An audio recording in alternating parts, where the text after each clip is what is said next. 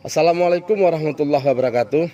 Jumpa lagi dalam channel Harian Rakyat Aceh bersama saya Bahtiar Husin dan Rai Iskandar, reporter Harian Rakyat Aceh Kota Langsa.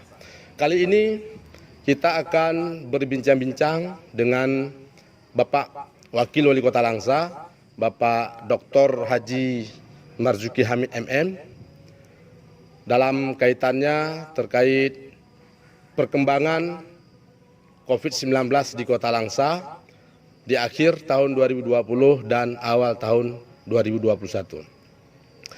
Di sini telah hadir bersama kita Bapak Wakil Wali Kota Langsa, mungkin untuk kita mendengarkan sedikit paparan dari beliau terkait dengan COVID-19.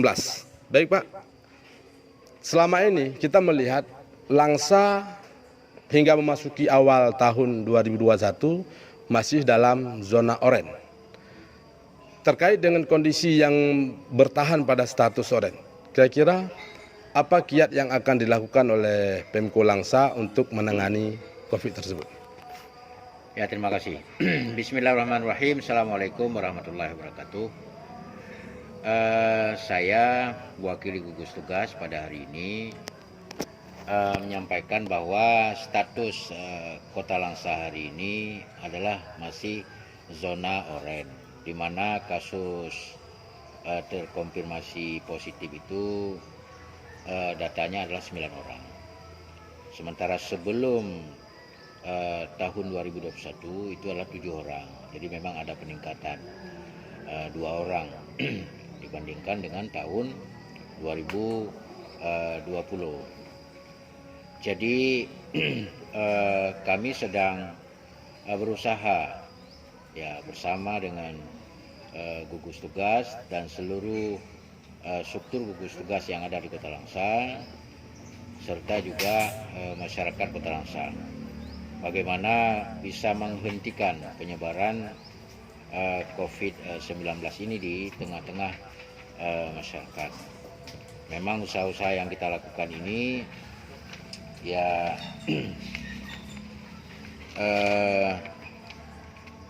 langkah-langkahnya antara lain adalah terus melakukan sosialisasi kepada masyarakat bagaimana untuk menjaga protokol kesehatan. Walaupun kegiatan-kegiatan yang kita laksanakan dalam berbagai aspek kehidupan masyarakat, namun tetap menjaga protokol kesehatan, yaitu memakai masker, menjaga jarak, menghindari kerumun-kerumun, kemudian mencuci tangan selalu, dan lain sebagainya. Jadi sehingga bisa menghentikan penyebaran COVID-19 dalam wilayah Kota Langsa. Namun demikian, memang ada kendala-kendala, ada tantangan-tantangan yang kita hadapi selama ini. Jadi termasuk di dalamnya adalah tingkat kesadaran masyarakat. Ini yang perlu terus didorong untuk ada partisipasi dan kesadaran untuk mengikuti protokol kesehatan. Karena itu adalah untuk kepentingan kita semuanya. Jadi satu orang yang melanggar protokol kesehatan itu risikonya bisa ya untuk seluruh masyarakat. Apalagi penyebaran COVID ini kita ketahui, ini tidak pandang bulu, dia akan menyebar secara berantai kepada seluruh masyarakat. Di samping itu juga selama ini pemerintah Kota Langsa telah membentuk tim pecero atau tim justisia, jadi penegakan hukum. Jadi itu terus kita lakukan, mendatangi tempat-tempat yang ada kerumunan-kerumunan di kafe-kafe atau komunitas-komunitas. Pertama yang menghimbau, kemudian apabila itu tidak dipatuhi, tentu akan diambil tindakan penegakan hukum dalamnya. Dan ini melibatkan juga kepolisian, TNI, dan pihak-pihak terkait lainnya. Jadi ini terus kita lakukan secara rutin. Di samping itu juga selama ini persiapan-persiapan lain, katakanlah misalnya untuk swab, eh, kemudian PCR. Kalau dulu barangkali ini kan harus dibawa ke Banda Aceh, Ya. tapi insya Allah ini ke depan, mungkin minggu-minggu depan ini sudah bisa dilangsa, nggak perlu lagi dibawa ke Banda Aceh. Jadi ada fasilitas yang sudah kita siapkan di Rumah Sakit Umum Daerah Langsa, sehingga lebih mudah mengidentifikasi seseorang itu apakah positif COVID atau tidak. Yang kemudian ini juga membawa pengaruh untuk menentukan kebijakan selanjutnya terhadap orang-orang yang diduga mungkin ada terimbas COVID kepada orang tersebut. Kemudian juga kita juga mengajak tokoh-tokoh masyarakat, para alim ulama, supaya yang pertama harus meyakini bahwa COVID ini memang benar adanya. Kita sudah melihat, tidak hanya, nggak mungkin ini dibohongi, ya, nggak mungkin ini dibohongi, karena ini menimpa seluruh dunia. Justru tempat orang, katakanlah misalnya di Amerika itu luar biasa yang terjadi di sana. Itu ya berapa ratus ribu orang yang sudah meninggal dunia di sana. Kemudian sudah jutaan orang yang sudah terkonfirmasi positif. Nah, padahal Amerika kalau kita lihat apa kurangnya?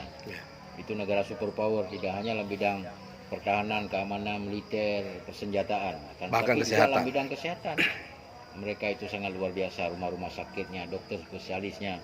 Itu mungkin satu rumah sakit itu bisa ribuan dokter spesialisnya di sana. Kemudian ada dokter-dokter subspesialis lagi yang lengkap bisa menangani persoalan COVID. Tapi mereka juga kewalahan hari ini. Nah itu mereka. Apalagi kita di sini yang memang ya mungkin keterbatasan tenaga medis, dokter, fasilitas dan lain sebagainya. Tentu ini harus lebih waspada dan harus lebih preventif terhadap penyebaran COVID-19 ini di tengah-tengah masyarakat. Oke, Pak. Intinya sampai dengan hari ini kita tetap menginginkan masyarakat itu memiliki kesadaran yang tinggi terkait dengan pencegahan COVID. Nah, satu lagi Pak, Kota Langsa ada kebijakan belajar dari rumah.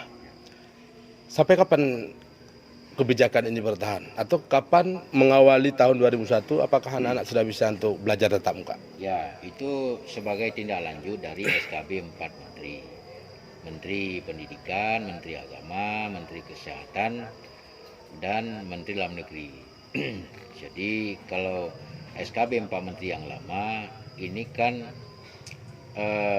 kalau yang zona oranye itu tidak boleh belajar tatap muka. Yang boleh hanya yang kuning dan hijau. Oranye dan merah itu tidak boleh melaksanakan belajar secara tatap muka. Nah, itu SKB yang lama. Kemudian direvisi SKB tersebut, di mana seluruh zona itu boleh. Dan itu sangat tergantung kepada ya penilaian dari pemerintah daerah setempat atau penyelenggara pendidikan setempat. Jadi kalau misalnya kita di daerah, ya pemerintah daerah bersama dengan Satgas gugus tugas COVID-19 Kota Langsa. Jadi kita sudah membuka keran itu sejak 4 Januari 2021, membolehkan sekolah-sekolah, namun tetap dengan ketat itu menjaga protokol kesehatan dan juga membuat sip-sipan. Katakanlah misalnya untuk PAUD dan TK, nah itu 5 orang per satu sip. Kemudian untuk SD, SMP itu 18 orang maksimal per satu sip. Ya. Kemudian juga SMA. Jadi dan ini sudah berlangsung selama ini berdasarkan laporan-laporan yang kami terima bahwa tidak ada permasalahan-permasalahan yang berarti dalam pelaksanaan belajar secara tatap muka tersebut. Namun kita mengantisipasi apabila ada satu sekolah atau di sekolah-sekolah tertentu, mana tahu misalnya ada yang terkonfirmasi positif, tentu kita akan hentikan proses belajar mengajar secara tatap muka di sekolah tersebut. Artinya tetap terus dalam pantauan. Jadi sementara di sekolah yang lain apabila memang itu tidak ada yang terkonfirmasi positif, itu ya tidak kita hentikan, tetap berjalan. Kemudian daripada itu juga kantin-kantin itu tidak kita bolehkan untuk Kantin belum dibolehkan. buka. Kemudian juga aktif Satgas COVID yang ada di sekolah-sekolah untuk monitor perkembangan baik guru maupun siswa yang hadir di pagi hari, cek suhu mereka. Apabila ada yang demam, ada yang kurang sehat segala macam, itu disuruh pulang dan juga melaporkan kepada instansi terkait baik itu puskesmas ataupun rumah sakit sehingga bisa ditangani dan tidak menyebar ke orang lain. Jadi sangat senang anak-anak ketika saya meninjau kemarin melihat langsung pelaksanaan belajar mengajar secara tatap muka, anak-anak dan guru itu sangat senang dan gembira mengucapkan terima kasih pada pemerintah yang telah membolehkan mereka untuk belajar secara tatap muka, dan mereka juga disiplin menggunakan masker, menjaga jarak dan tidak berkerumun-kerumun. Jadi mudah-mudahan ini supaya bisa berlangsung terus pada masa yang akan datang dan kita tetap waspada terhadap penyebaran COVID-19 di tengah-tengah masyarakat dan anak-anak sekolah kita. Oke, menurut Bapak, dengan kondisi penerapan protokol kesehatan yang sudah dilakukan sejauh ini dan dengan berbagai kebijakan yang telah dilahirkan, ada nggak sebuah estimasi kira-kira kapan Langsa ini akan berubah status dari oranye mungkin akan terus menjadi kuning atau hijau? Ya, kita yakin ini sangat tergantung juga kepada seluruh masyarakat yang ada supaya konsisten dan istiqamah untuk mematuhi protokol kesehatan seperti di pasar-pasar, di warung kopi, di kafe, ya kan, di tempat-tempat keramaian itu supaya ya konsisten untuk menjaga protokol kesehatan seperti menggunakan masker, menjaga jarak, kemudian juga mencuci tangan, ya kan. Jadi itu sangat penting, sangat tergantung kepada sejauh mana tingkat kesadaran masyarakat. Jadi kalau masyarakat semakin sadar, semakin patuh terhadap protokol kesehatan, saya pikir ya mungkin tidak lama lagi kita bisa keluar dari persoalan COVID-19 ini. Apalagi kita ini sedang menunggu kiriman vaksin dari pemerintah pusat dari pemerintah provinsi. Itu lebih kurang ada 2.000-an insya Allah yang akan divaksin itu pada tahap awal. Jadi bisa saja nanti para wartawan kita undang, kalau misalnya mungkin siap untuk yang pertama, ya bisa saja wartawan kita prioritaskan sehingga menjadi contoh dan model bagi masyarakat. Karena citra wartawan sekarang ini sangat disenangi oleh masyarakat. Oke, saya pikir saya sebagai pertanyaan terakhir sebenarnya ini menyangkut dengan vaksinasi yang alhamdulillah untuk Banda Aceh sudah sampai barangnya dan hari ini kita masih menunggu regulasi keabsahan atau fatwa dari MPU atau MUI mungkin terkait dengan proses penyuntikannya. Nah, terkait dengan itu sendiri, bagaimana tanggapan pemerintah Kota Langsa? Seperti yang Bapak sampaikan tadi, vaksinasi. Siapa yang menjadi yang pertama? Karena ada keraguan di tengah masyarakat terkait dengan kehalalan atau kebenaran dari vaksinasi itu sendiri, Pak. Ya,